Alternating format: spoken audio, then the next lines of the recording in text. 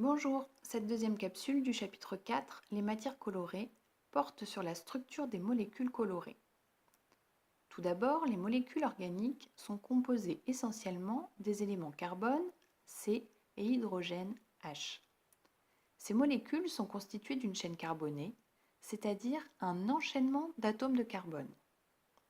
On rappelle que les atomes de carbone forment avec d'autres atomes 4 liaisons, soit par des liaisons simples, soit par des liaisons multiples, une double et deux simples par exemple.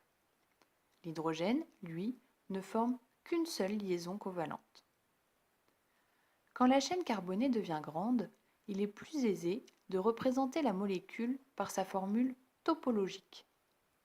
Dans la formule topologique, la chaîne carbonée est représentée par une ligne brisée et seuls les atomes autres que ceux de carbone et d'hydrogène sont écrits, ainsi que les atomes d'hydrogène liés à ces autres atomes.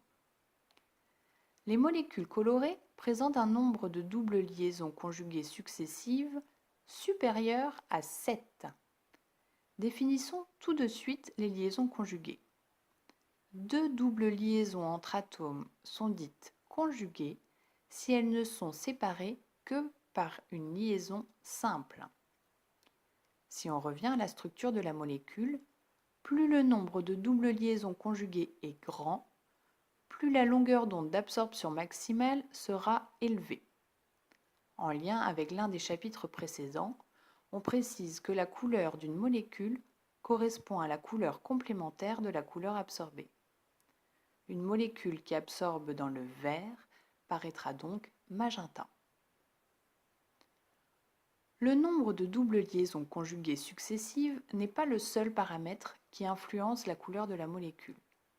En effet, les groupes d'atomes comprenant des doubles liaisons, carbone-carbone, carbone-azote, azote-azote, carbone-carbone avec carbone-oxygène, sont aussi responsables de la couleur et sont appelés des groupes chromophores.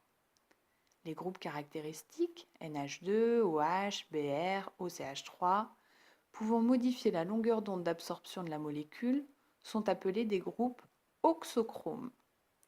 Ici, sans rentrer dans les détails, je vous demande de retenir que la présence de groupes caractéristiques peut également influencer la couleur de la molécule. Created using Powtoon.